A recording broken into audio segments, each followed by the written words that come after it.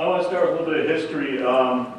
So ITD started, I can't remember years, but in the early 2000s with an environmental assessment. And the section from Thorn Creek to Moscow, they had just one proposal. It was called 10A, and that was this eastern proposal that goes over the shoulder of Paradise Ridge. In response to that, the Paradise Ridge Defense Coalition formed in opposition to taking the realignment over the shoulder of Paradise Ridge. And of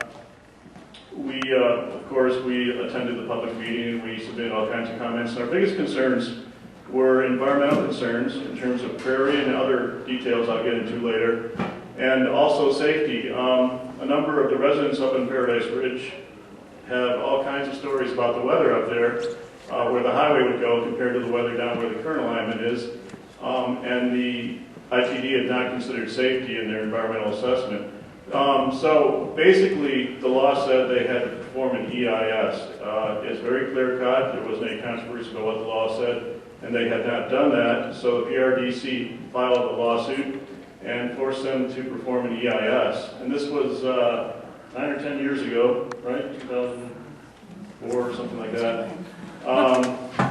Generally, an EIS takes a year or two to perform, and for various reasons, I'm not aware of all the reasons, but for various reasons that didn't take place in a year or two. And so now, about 9 years later, we have the EIS to consider. So the PRDC has, Paradise Ridge Defense Coalition has reformed in response to this EIS. And our mission statement at this point, we're kind of still, this is all really fast, because this is all happening really fast. Everything came to a head over the holiday season when people were busy with other things out of town and everything else. But this is our current mission statement. We want to ensure and enhance public safety, environmental integrity, and the natural aesthetics of Paradise Ridge and its environs.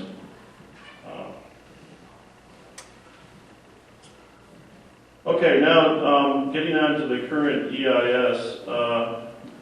The EIS process is much more involved than an EA, and it's a much better assessment. It considers many more factors. They're required to consider all factors that affect the human environment, and they are required to have a wide range of alternatives in EIS, and they're required to select the alternative which best meets their purpose and need.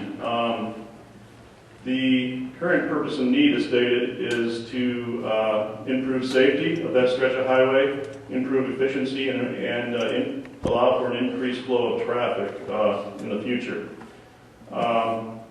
They initially started with 10 alternatives in their process with the EIS, and they whittled those down to 3 alternatives that Brett mentioned: the Eastern Alternative E2, Central Alternative C3, and Western Alternative W4. The process for whittling down from 10 alternatives to these 3 is actually detailed in one of the reports on the website in the EIS. I mean, obviously they had their reasons for picking these 3. I haven't analyzed it real closely, and I don't know if anybody has. But this is what we have, is these 3 alternatives. So we have a purpose and need of safety, efficiency, and allowing for an increase in volume of traffic. Are we supposed to be seeing this in PowerPoint? You'll have to tell about it. Well, actually, I don't have any slides. No. We were just going to keep the mission statement up for right now. Actually, I'd like to have a map, but we don't have a map either. I'm hoping everybody's seen the map. There is a map on a handout in the back if you haven't seen the map and you want to consult it.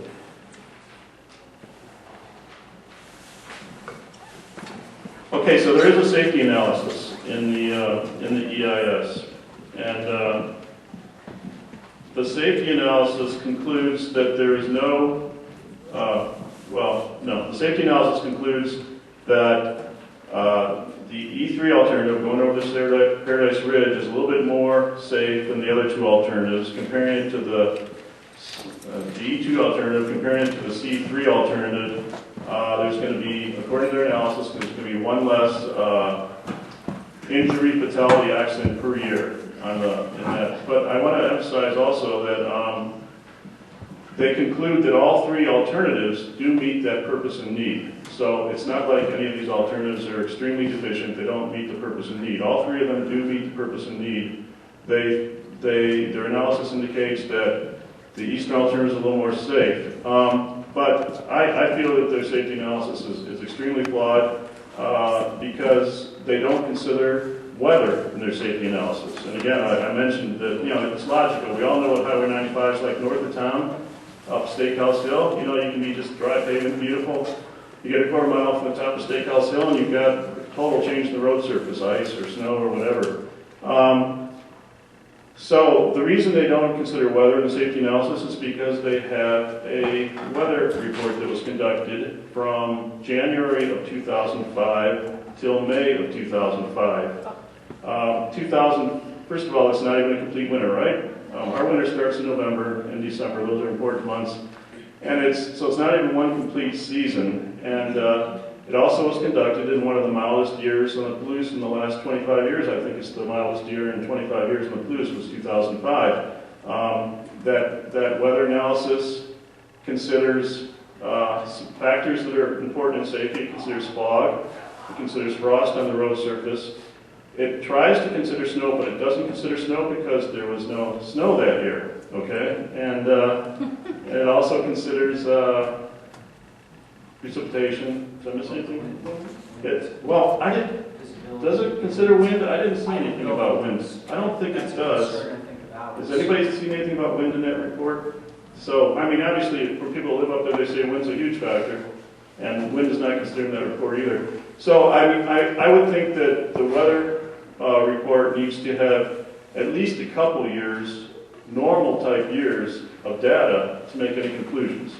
Yet they draw the conclusion from this report that there's no significant difference in weather between the alternatives, and therefore they didn't consider their safety analysis. And I think this is deeply flawed. Okay. I have a question about maintenance on the road. Who's going to be in charge of clearing the roads, and is that something that we have accounted for in Sure. the budget? So are you talking about the old 95? Both. They have to take care of both roads then. Sure. Well, the old 95 is going to revert to the county, and I don't know if anybody here is here from the county, but I haven't heard any discussion about that from the county. That's another good point, is the old 95 is still going to be there with the E2 alternative. We're still going to have those I'll talk a little bit more about that. We're still going to have those problem spots, those spots that are big safety hazards. We're still going to have those curves that are ranked the wrong way, those hills, and we're still going to have those intersections that are a problem on old 95. So yeah, we have those kind of problems on old 90, on the current alignment.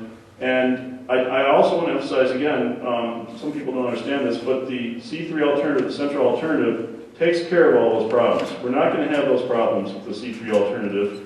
That's why the accident rate goes way down compared to the current alignment.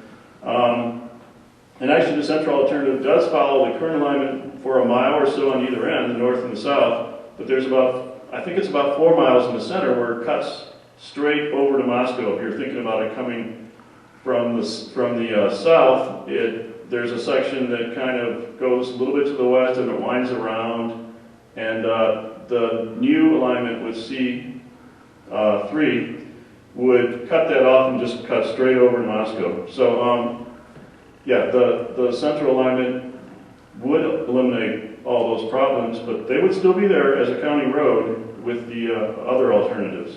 So, anyways, it's PRD's opinion that the safety analysis is flawed, and because weather is not considered, and because the weather analysis is greatly flawed, and therefore we really can't compare alternatives as to which one's safer.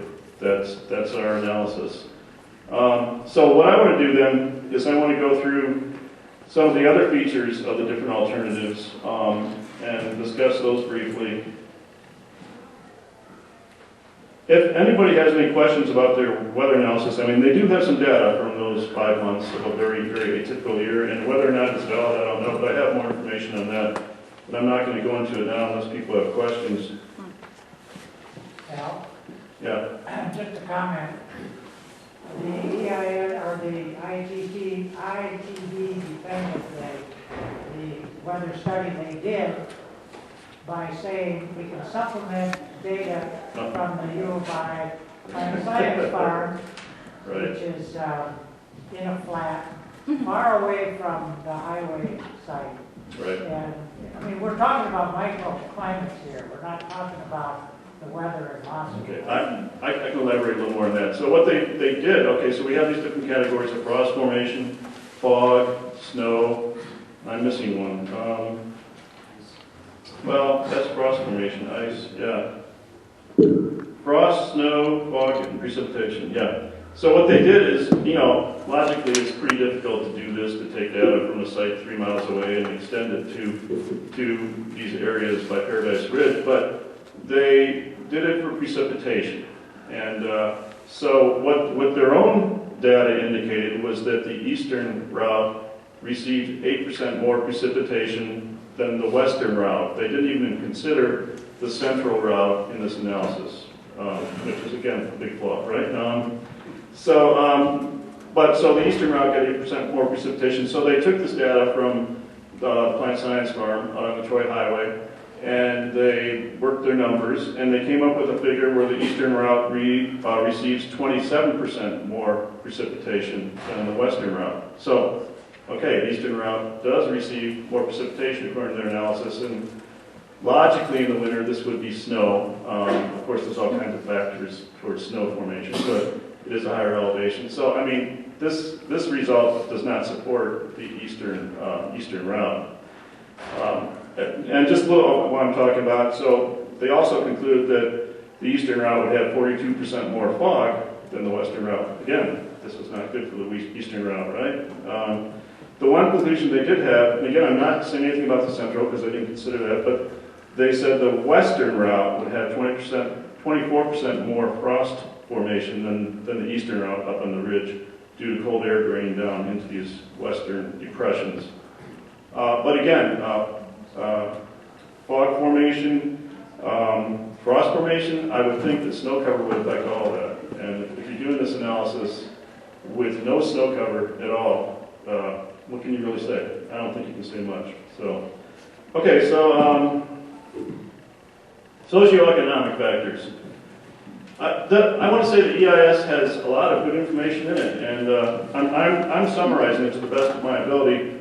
If you have time, you might want to go look at it. I would say, if you want to look at the pertinent information, the first 2 or 3 sections are a lot of stuff that they feel they have to say that doesn't have much bearing on the whole thing. So I would say go right to the real stuff is in the 4th and 5th sections, I think it is. Anyways, I'm going to be comparing mainly the eastern alternative E2 to the central alternative C3. C3 requires the least new amount of right-of-way, okay, because it is using some of the current alignment. C3 would take the least amount of prime farmland or farmland of statewide importance. Alternative E2 would actually take twice as much prime farmland as C3. C3 would have the least visual impact, whereas E2 would have the greatest visual impact, and we're talking about the view of the ridge from Moscow in terms of visual impact. Their analysis says that E2 would have twice the visual impact of C3. Seems to me like it might be a little more, but that's what they say. C3, this is important, and I haven't heard anything from the city of Moscow about this, but in the EIS it says that C3 is viewed by the city of Moscow as the most consistent with the city area of impact land use goals, and it's most compatible with the proposed Moscow Ring Road. And the Ring Road is something that's been tossed around in council and stuff for a number of years. It's an idea to divert traffic around Moscow instead of having all this traffic that doesn't even want to go stop in Moscow, all the trucks and everything going right down our main thoroughfares downtown Moscow. And actually it says that the eastern alternative would be a problem with the Ring Road. So it would seem to me like the city of Moscow would prefer the central alternative over the eastern, but I have not heard anything from the city of Moscow other than a couple council people that just say build it, we don't care. So C3 would affect 0 domestic wells, and E2 would affect 2.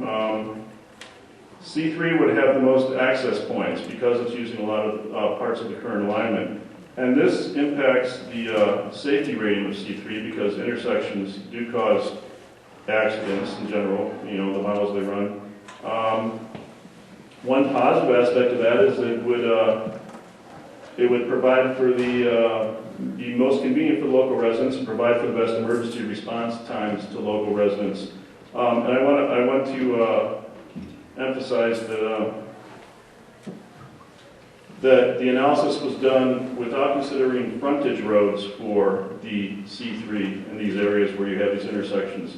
And we're all aware of frontage roads. They're everywhere in big cities. And I think if the safety analysis were done with frontage roads, again, you might come up with a different conclusion than you have the way it's been done.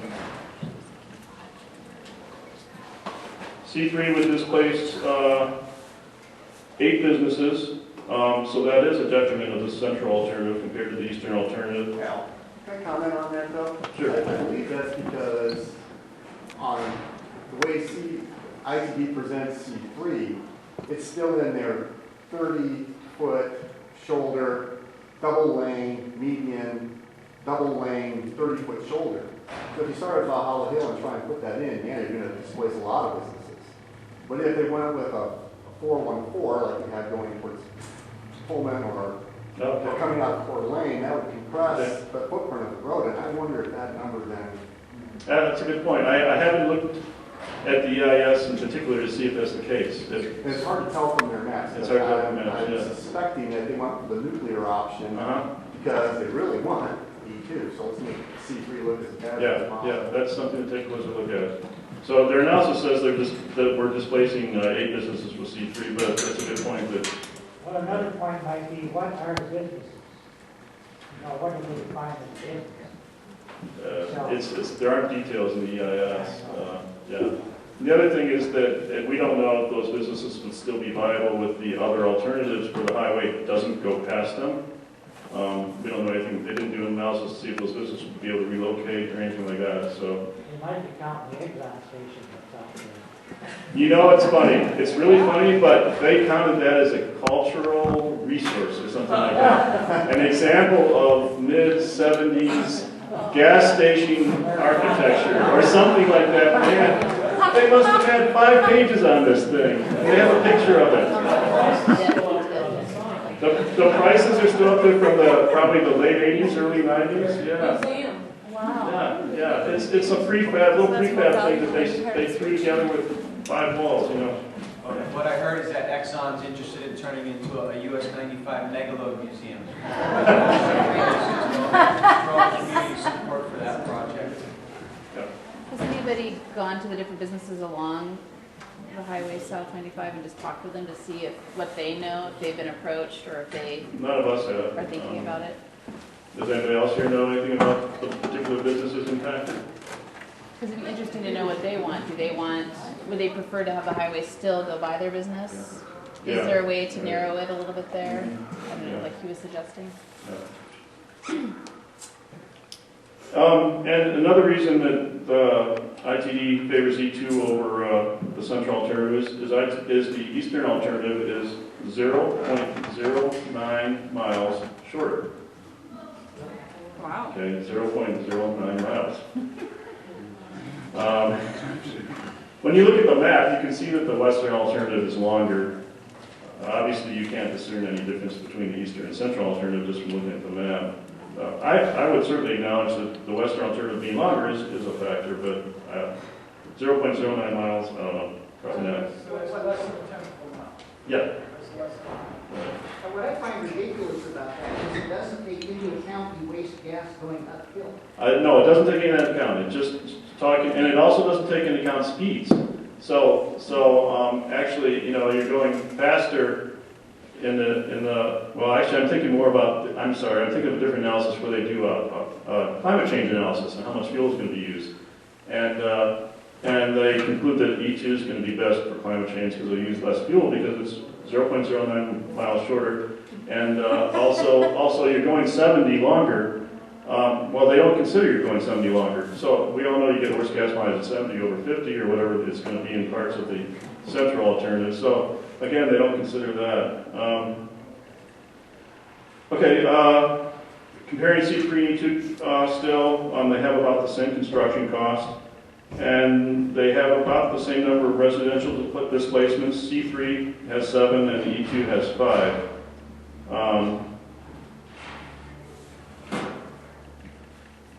So I already talked about safety.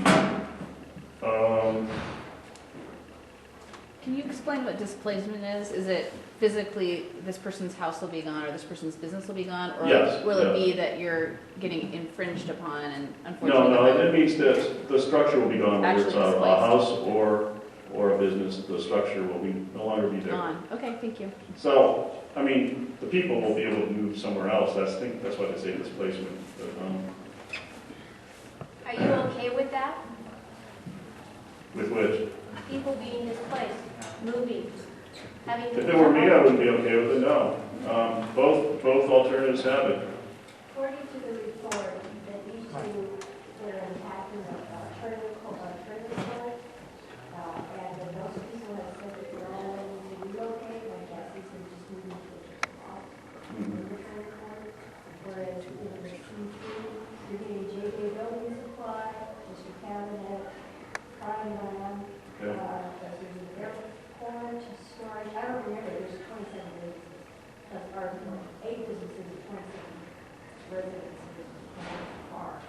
And there wasn't any. Well, according to the EIS, there's 7 residents that are being displaced with the central alternative. You know, when you build highways, you do that, I guess. With the western alternative, I don't think there's any kind of displacements, are there? Yeah? Zero is my understanding. 0? Okay.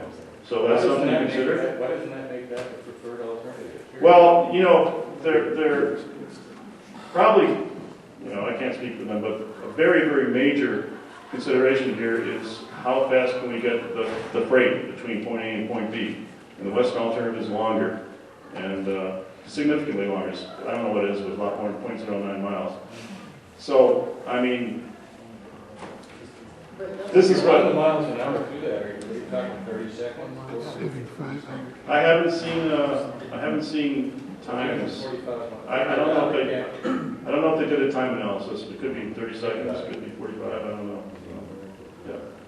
We were told that that route, western, was that it's in a wetland, and they would have to put too many culverts for the water coming down the hillsides, and it was too expensive. Yes, it's longer and more expensive. And yeah, it is. I think the western affects the most wetlands of the 3 alternatives.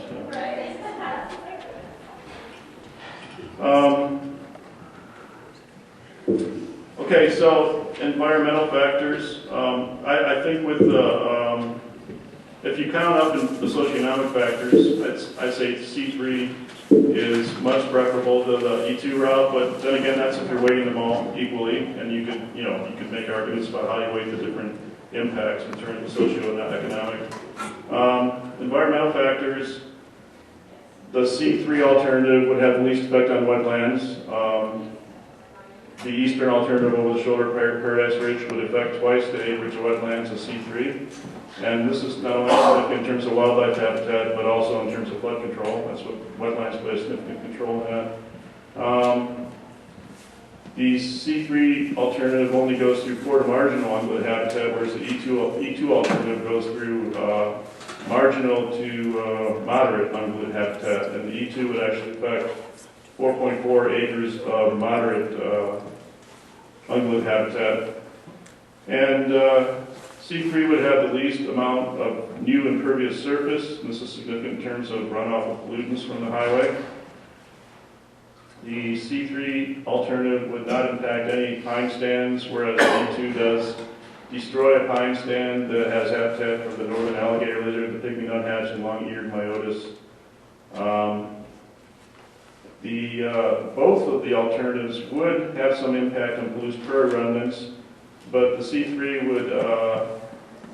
would be within 1 kilometer of 14 Palouse prairie remnants, whereas the E2 would be within 1 kilometer of 24 Palouse prairie remnants. And I don't know the details of this, but the EIS has a map that shows a proposed prairie restoration area coming down from the large tract of prairie on the shoulder of Paradise Ridge, coming down towards the highway area. And the eastern alternative would actually go right through the edge of that particular area. I don't know if anybody else knows anything more about that proposed Palouse prairie. I think that goes right where Memorize place. I mean, it's pretty close. Have you seen that map? No, I don't think I've seen that map, but Bob Klein's been doing a lot of, Bob's got his fingers in prairie restoration on a lot of their marginal land on the flank of Paradise Ridge. And it's interesting, I think, because I don't think that map that shows impact on Palouse remnants and restoration activities made the environmental impact statement, did it? And that's a really telling map. There is a map that shows the remnants and You everything. know, Okay. in my presentation, I'll show some maps of some of the information from the vegetation technical report. There's some real good stuff in there. One of the things I just point out, though, is it's like for almost every single technical report, you know, we got the vegetation, we got the wildlife technical reports that supplement the DEIS, but within those technical reports, you have 4 or 5 individual reports that have been done by their education scientists and biologists and agencies. And they almost all use different maps as to what the remnants are, and it's pretty inconsistent. Pretty inconsistent. Okay, well, we'll let Tim give us more details on that in a few minutes. Both alternative C3 and E2 have 5 stream tributary crossings, are pretty equal in that respect. It's stated that alternative C3 would have the least effect on general wildlife of any of the alternatives. I think it's clear that environmentally C3 is far superior to E2. And so our conclusion is that we can't use the safety analysis to really make any distinction in safety between the 3 alternatives due to the weather analysis being faulty. So if you look at the socioeconomic and environmental, we favor Paradise Ridge Defense Coalition favors the central alternative over the eastern alternative. We haven't taken a position on the western alternative, but that's something we could discuss also. To me, it just doesn't seem likely that ITD would even consider it because it is longer and more expensive. And that's all I have to say. Another question? Yeah, I was just wondering, I'm noting E2 seems to be requiring way longer new stretch of build road than C3. Right. So what's the cost difference between C3 and E2, just of building the road? They're supposed to be, they have a range of costs for both alternatives. And according to this EIS, if you just take the middle point between that range, both the eastern and the central are about the same cost. I don't know anything more about the breakdown of how they Maybe because there's more adjustment with residents or something. Yeah, could be. Okay. Okay, thank you. Yeah, go ahead. You pointed out the difference in climb farmland taken out of production. And C3 seems to be the best on that, but they've got some formula that they plug the acres into and do something with them to try and minimize that. Have you looked at what they've done there? No, I didn't look at the